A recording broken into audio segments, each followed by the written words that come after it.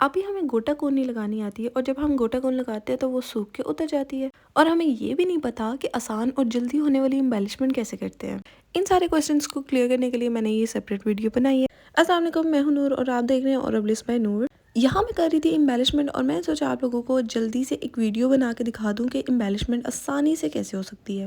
Embellishment एक धागे से होती है, एक ग्लू से होती है। अच्छा जी, ग्लू से एम्बेलिशमेंट ना बहुत जल्दी और बहुत ईजीली हो जाती है, लेकिन अगर आप लोगों को ग्लू ही सही नहीं लगानी आएगी तो इसका मेस इतना क्रिएट होता है कि आप लोग बाद में ग्लू उतार भी नहीं सकते। आज जो हम सीखेंगे ना वो ग्लू से एम्बेलिशमेंट होगी सारी की सारी। यहाँ मैंने ग्लू यूज़ की थी E8000। इसकी पिक्चर भी मैं आप लोगों को शेयर कर देती हूँ। आप लोग ये वाली ग्लू यूज़ किया करो, ये फैब्रिक पे बहुत अच्छी रहती है। यार जब भी एम्बेलिशमेंट करो ना तो आप लोग किसी कंटेनर में या फिर किसी भी प्लेट वगैरह में ना अपने सीक्वेंस डाल लिया करो लाजमी। इससे ना आप लोगों की बहुत ज़्यादा हेल्प होगी और आप लोगों का काम भी बहुत आसानी से होता जाएगा। सबसे पहला रूल है कि एम्बेलिशमेंट हमेशा डिज़ाइन के बाद होती है। आप लोगों ने जब भी एम्बेलिशमेंट करनी है ना तो सबसे पहले आप लोगों ने अपने सीक्वेंस वगैरह या जो भी बीड्स लगाने हैं, जो भी पर्ल वगैरह लगाने हैं, कुछ भी लगाना है ना एम्बेलिशमेंट से रिलेटेड, तो आप लोग उसको पहले प्लेस किया करो कि ये वाला डिज़ाइन, ये वाला एम्बेलिशमेंट, ये वाला सीक्वेंस हम लोगों ने इस जगह पे लगाना है और उसके बाद अप्लाई किया करो। ये मैं आप लोगों को पिछले भी वीडियोस में बता चुकी हूँ। अच्छा यार, इधर मैं दिखा रही थी कि अगर आप लोगों के पास कोई प्लकर वगैरह नहीं है जो कि आप लोग यूज़ करते हो, तो यार उसका आसान तरीका है कि आप लोग इसी ग्लू के कैप को यूज़ कर लिया करो और उस पर ना थोड़ी सी ग्लू लगा लिया करो ताकि बहुत आसानी से आप लोगों के बीड्स या सीक्वेंस वगैरह अटैच हो जाए इससे। इसकी मज़े की बात यह है कि ये फ़ौरन ही ड्राई हो जाती है, मतलब इतनी जल्दी ड्राई हो जाती है ना कि आप लोगों को काम भी जल्दी जल्दी करना पड़ता है। सो इसलिए आप लोगों को बता रही हूँ कि ये ग्लू उधर ही लगाइएगा जहाँ आप लोग काम करने लगे हो। अब एक एक करके मैंने इसके ऊपर सिल्वर सीक्वेंस लगा दिए। अच्छा खैर, इसमें ना सिल्वर और गोल्डन दोनों का मिक्सचर था, तो हम लोग सिल्वर और गोल्ड दोनों एम्बेलिशमेंट करेंगे। अच्छा यार, मैं पहले बहुत ज़्यादा कंफ्यूज थी कि ये अजीब सा कॉम्बिनेशन ही हो जाएगा सिल्वर और गोल्ड का, and later it turn out so good कि मुझे खुद यकीन नहीं था हो रहा कि यार इसका कॉम्बिनेशन इतना मज़े का हो सकता है और ऊपर से इतना प्यारा ये दुपट्टा लग रहा था ना। आप लोगों को इसकी मैं फाइनल लुक भी दिखाऊंगी। तो बस यार, इसी तरह आप लोगों ने ईजी और सिंपल तरीके से अपनी एम्बेलिशमेंट वगैरह कर लेनी है। अब मैं आप लोगों को दिखाती हूँ थोड़े क्लोजअप शॉट ताकि आप लोगों को पता चल जाए कि क्या हम लोग कर रहे हैं बेसिकली। उससे पहले अगर मेरे चैनल को लाइक शेयर सब्सक्राइब नहीं किया तो जल्दी से लाइक शेयर सब्सक्राइब कर लो। मैं आप लोगों के लिए ना वो टिप्स और ट्रिक्स लेके आती हूँ जो कोई भी आप लोगों को यूट्यूब पर प्रॉपर नहीं बताएगा। जाके मेरी हर वीडियो देख लो, ये चैलेंज है। आप लोगों ने ना ज़्यादा ग्लू लेनी है ना ज़्यादा कम, ठीक है। मिड साइज़ लेंगे, थोड़ी सी लेंगे हम लोग ग्लू। और आप लोगों ने इस ग्लू की मज़े की बात ये है कि आप लोग ना जस्ट ग्लू लगाते जाओ लगाते जाओ लगाते जाओ और वो जो तार जैसा टेक्सचर इसका बन जाता है ना, उसको आसानी से आप लोग बाद में उतार सकते। तो आप लोगों ने इस चीज़ की बिल्कुल भी टेंशन नहीं ले रही है। आराम से अपने सीक्वेंस पहले लगा लेने हैं, एक एक करके आप लोगों ने इस तरह से इस कैप से उठाने हैं, ठीक है। हाथ से मत उठाइएगा क्योंकि वो बहुत ज़्यादा मैसी हो जाता है, बहुत ज़्यादा मैसी लुक क्रिएट हो जाती है। मैं चाहती हूँ आप लोग मेरे से जो भी चीज़ सीखें वो इतनी नीट हो ना कि आप लोगों को खुद भी यकीन ना हो कि ये काम मैंने खुद किया है। ये छोटी छोटी टिप्स और ट्रिक्स समझते जाओगे आराम से और नीट काम करोगे ना तो आप लोगों की नीटनेस मज़ीद बढ़ती जाएगी, ठीक है। मैं ना आप लोगों को एक सजेशन दूंगी, आप लोग किसी की भी वीडियो देख रहे हो ना, मेरी देख रहे हो या किसी और भी चैनल की वीडियो देख रहे हो, उसको बड़े ना ध्यान से देखा करो। उसमें बहुत सारे टिप्स और ट्रिक्स छुपे होते हैं और समटाइम ना हम लोग नज़रअंदाज कर देते हैं, कहते हैं कि भाई नहीं, ये इसने तो हमें सही सिखाया ही नहीं। इंस्टेड ऑफ ब्लेमिंग समवन, आप लोग अपने आप में वो चीज़ ढूंढा करो कि क्या हम यहाँ गलत कर रहे हैं। मोस्ट ऑफ द टाइम हम लोग इस तरह करते हैं कि हम लोग किसी चीज़ की तलाश में होते हैं, उसको ढूंढ रहे होते हैं, इतना ढूंढ रहे होते हैं कि हमें खुद वो चीज़ नज़र आने से कासिर हो जाती है, ठीक है। हमें नहीं नज़र आती, जो मर्जी कर लो।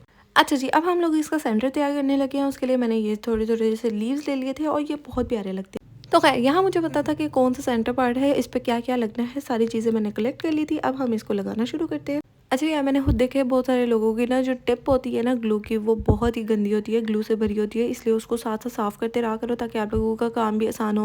आप लोग जब टिप को साफ़ करते रहते हो ना तो ग्लू सिर्फ उतनी निकलती है जितनी आपको चाहिए होती है और कोई मैस क्रिएट नहीं होता। जब आप लोग टिप ही नहीं साफ़ करोगे, ग्लू ने फैल फैल के और ज़्यादा फैल जाना। जब आप लोगों ने मेन ग्लू निकालनी है ना तो वो आप लोगों की निकलनी नहीं है सही से। इसलिए अपने जितने भी इंस्ट्रूमेंट्स होते हैं ना उनका खास ध्यान रखा करें, उनको साफ़ करके रखा करें। ये सबसे मेन स्टेप होता है और इसको ज़्यादा से ज़्यादा फॉर ग्रांटेड ना लिया करो, ठीक है। मतलब इसको एवी ना समझा करो। बस अपने इंस्ट्रूमेंट साफ़ रखोगे तभी आप लोगों का काम आसान होगा। आप लोग अपने पेंट ब्रशेज़ से लेके अपने कंटेनर्स, अपने ग्लू और इसके अलावा ये वाली जो प्लेट मेरे पास थी ना, मैंने इस प्लेट तक को साफ़ किया था। मैंने एक एक सितारा निकाल के दूसरे बॉटल्स में रखा था और इसको साफ़ करते हुए लिटरली मुझे कोई 3 से 4 घंटे लगे थे। मेरे पास ना ऑलमोस्ट जितनी भी चीज़ें हैं इससे रिलेटेड, जो भी पेंट करती हूँ या फिर एम्बेलिशमेंट से रिलेटेड कोई भी चीज़ है, इवन कि मेरी लेसेस वगैरह हैं, वो सारी प्रॉपर्ली मैंने ऑर्गेनाइज़ करके रखी हुई हैं, एक ड्रॉर में रखी हुई हैं और कुछ अलग अलग अलमारी में रखी हुई हैं। तो बहुत ही डिसेंट तरीके से मैंने हर चीज़ रखी हुई है। अब आप यहाँ ही चेक कर लो, मैंने सारे के सारे सीक्वेंस एक इस तरह के बॉक्स में रखे हुए हैं। एक ऑर्गेनाइज़र ले लो, ये बहुत अच्छे रहते हैं, बहुत ही सिंपल है, एलिगेंट से। इस तरह के ऑर्गेनाइज़र लेने से ना आप लोगों का काम मज़ीद आसान हो जाता है, लेकिन इसको इस्तेमाल करने का भी एक और तरीका होता है, वो भी आपको बता देती हूँ। जो भी चीज़ आप लोगों को ऑर्गेनाइज़र में से चाहिए, उसको मतलब स्पून के साथ निकाल लो या फिर हाथ के साथ निकाल लो। इतना नीट तरीके से निकालना कि सारे के सारे आपस में मिक्स ना हो बीड्स। देखो यार, आप लोग अपनी चीज़ों का ख्याल खुद नहीं रखोगे तो कोई भी नहीं रखेगा, ये बात तो तय है। अब यार सेंटर के लिए जो मैं सीक्वेंस यूज़ कर रही थी वो थोड़े से बड़े थे और सीक्वेंस हम लोगों के इस तरह थे कि गोल्डन और सिल्वर का दोनों का मिक्सचर है। मतलब यार एक हम लोगों ने गोल्डन लगाया था, दूसरा हम लोगों ने सिल्वर लगाया था और इस तरह से इसकी कंप्लीट लुक करने के लिए मज़ीद हम लोगों ने थोड़ा सा और काम करना है, वो भी आपको दिखाती हूँ। जो लीव्स मैंने आपको स्टार्टिंग में दिखाए थे ना, अब बारी आ गया उन लीव्स को लगाने की। जब आप लोग इस तरह के लीव्स लगाते हो, इस तरह के पेटल्स वगैरह लगाते हो ना, तो आप लोगों का डिज़ाइन और खुला खुला लगता है। ये चीज़ आप लोगों ने याद रखनी है। एम्बेलिशमेंट का बेसिकली मतलब ही ये होता है कि जितना भी डेकोरेटिव मटेरियल आप लोगों के पास है, जैसे स्टोन्स हैं, बीड्स हैं, पर्ल्स हैं, इसके अलावा और भी इतने सारे सीक्वेंस होते हैं जो भी हम लोग फैब्रिक पे लगाते हैं, ताकि यार हम लोगों का फैब्रिक बहुत ज़्यादा इन्हांस हो, उसकी लुक बहुत ज़्यादा प्यारी आए। इस सब को कलेक्टिव करके ना एम्बेलिशमेंट कहते हैं, ठीक है। मैंने अपने अराउंड ना ऐसे लोग भी देखे हैं जिनको एम्बेलिशमेंट का मतलब नहीं था पता, सो मैंने उनकी आसानी के लिए उनको बता दिया कि एम्बेलिशमेंट का मतलब बेसिकली ये होता है, ठीक है। मैं कहती हूँ आप लोग कभी भी कोई भी चीज़ सीख रहे हो ना, एटलीस्ट आप लोगों को आती भी है नहीं भी आती कोई बात नहीं, आप अगले से पूछा करो, आप अगले को कहा करो कि मुझे ये चीज़ बताओ, तभी तो अगला बताएगा ना। उसको कैसे ख्वाब आना है कि आप लोगों को ये चीज़ नहीं आती या वो चीज़ नहीं आती। आप लोग किसी भी फील्ड में हो ना, तो अपने कोच या मेंटोर से लाजमी ये चीज़ पूछा करो कि हम लोगों को ये वाली चीज़ नहीं आती तो हम लोगों को बता दे। अब मेरी एक क्लास फेलो थी और उसको फैशन डिज़ाइनिंग करते हुए भी एम्बेलिशमेंट का मतलब नहीं था पता। खैर मैं अपना कोई काम कर रही थी और वो मेरे पास आई थी, बैठी थी, कह रही थी क्या कर रही हूँ, मैंने कहा एम्बेलिशमेंट कर रही हूँ, and she said what, embellishment क्या होता है। तो फिर मैंने उसको समझाया था, फिर मैंने उसको ये भी समझाया था कि जो चीज़ समझ ना आए वो टीचर से लाजमी पूछा करो। ज़रूरी नहीं है कि हमें हर मतलब पता हो, हर चीज़ का मतलब पता हो, ठीक है। भाई हम कंप्यूटर थोड़ी हैं या फिर चैट जीपीटी थोड़ी हैं कि हमें हर चीज़ का मतलब पता होना चाहिए। तो इसलिए ना घबराया मत करो, आप लोग मुझसे कमेंट सेक्शन में कुछ भी पूछ लिया करो, यहाँ पे इंस्टाग्राम पे मुझे मैसेज कर लिया करो, टिकटॉक पे जितने भी लोग मुझे मैसेज करते हैं ना, मैं हर एक का जवाब देती हूँ और मुझसे जितनी भी आप लोगों के लिए गाइडेंस हो सकती है ना, मैं ज़रूर प्रोवाइड करने की कोशिश करती हूँ। यहाँ मेरे सारे अकाउंट्स मेंशन है, तो आप लोग यहाँ जाओ और जल्दी से मुझे लाइक शेयर सब्सक्राइब लाजमी करो। ग्रुप में ऐड होना है तो व्हाट्सएप पे चले जाओ, और यार ऑर्डर देने के लिए भी आप लोगों ने इन्हीं प्लेटफॉर्म पे आना है, ठीक है। अब यार इधर ना हम लोग थोड़े क्वेश्चन आंसर्स कर लेते हैं जो कि आप लोगों ने मुझसे पूछे थे। ये क्वेश्चन इस वीडियो से रिलेटेड था, ऐसे जितने भी क्वेश्चन होंगे आप लोगों के हर वीडियो में क्लियर करूँगी। I don't know who she is, but she said गोटा कोन ड्राई होने के बाद फैब्रिक से हट क्यों जाता है। एक और क्वेश्चन था, जो मेहंदी वाले के पास ग्लिटर मेहंदी होती है वो और इस ग्लिटर कोन में कोई डिफरेंस है, अलग अलग ही है दोनों। आज इन दो क्वेश्चंस को क्लियर कर लेते हैं, बाकी मैं आप लोगों को नेक्स्ट वीडियोस में बता दूंगी। अच्छा, जो मेहंदी वाले के पास, अब मुझे नहीं पता कि वो किस तरह की कह रही हैं कि मेहंदी वाले के पास जो ग्लिटर कोन है, क्या पता उन्होंने यही वाली कोन रखी हो, लेकिन अगर आप लोगों को बता दूं कि जो मेहंदी वाले के पास ग्लिटर कोन होती है वो मेहंदी से रिलेटेड होती है, यानी कि रिमूवेबल होती है। उसका फैब्रिक से दूर दूर तक कोई लिंक नहीं है, और अगर आप लोगों ने यूज़ करनी तो यार कलर कैम कंपनी है, ठीक है, उस कंपनी की कोई सी भी गोटा कोन जाके ले सकते हो। उसमें ग्लिटर होता है और नहीं भी होता तो विदाउट और विद ग्लिटर दोनों मिल जाती हैं। अच्छा यार, दूसरा क्वेश्चन तो मैंने क्लियर कर दिया, पर पहला वाला क्वेश्चन था कि गोटा कोन ड्राई होने के बाद फैब्रिक से हट क्यों जाता है, तो उसकी एक दो रीजंस हो सकती हैं कि आप लोगों का फैब्रिक से गोटा कोन हट जाता है। सबसे पहले ये कि आप लोग या तो लोकल गोटा कोन यूज़ करते होगे, जिसकी वजह से आप लोगों की ग्लू वाली गोटा कोन ज़्यादा होती होगी और उसमें लाइट ग्लिटर होता होगा। अच्छा, जो ग्लू वाली होती है ना, वो ऐसी होती है, ड्राई होने के बाद फैब्रिक से हटना शुरू हो जाती है। जैसे ही आप लोग लेट्स से कि कोई भी ग्लू ले लो ना, वो आप लोग पेपर पे लगाते हो या किसी भी चीज़ पे लगाते हो तो वो ड्राई होने के बाद खुद ही हट जाती है। सेम इसी तरह इस गोटा कोन के साथ भी होता होगा। जहाँ तक मुझे समझ आई है, एक ये रीज़न होगी, और दूसरी रीज़न या तो आप लोगों की गोटा कोन ना बहुत ड्राई होगी अंदर से, ठीक है। आज हम विदाउट ग्लिटर गुट्टा कोन, ये गुड्डा होती है, ठीक है, और गोटा होती है जिसमें ना ग्लिटर वगैरह हो। गुट्टा वो होता है जो कि विदाउट ग्लिटर वगैरह हो, ठीक है। याद हो तो आप लोगों को लास्ट वीडियो में मैंने बताया था कि शीशे के ऊपर प्रैक्टिस किया करें मेहंदी वगैरह लेके, ताकि यार आप लोगों की गोटा कोन लगाना बहुत आसान हो। गोटा कौन आप लोगों को तभी लगाना आएगी जब आप लोग बहुत अच्छी खासी प्रैक्टिस कर लोगे, ठीक है। आप लोगों ने प्रैक्टिस जितनी ज़्यादा करनी है ना, उतना ही ज़्यादा आप लोगों का काम आसान होता जाना है। तो इसीलिए यार गोटा कौन हो, पेंट हो या फिर कोई भी काम दुनिया का हो ना, जब तक आप लोग प्रैक्टिस नहीं करते आप लोगों का काम सही नहीं होता, ठीक है।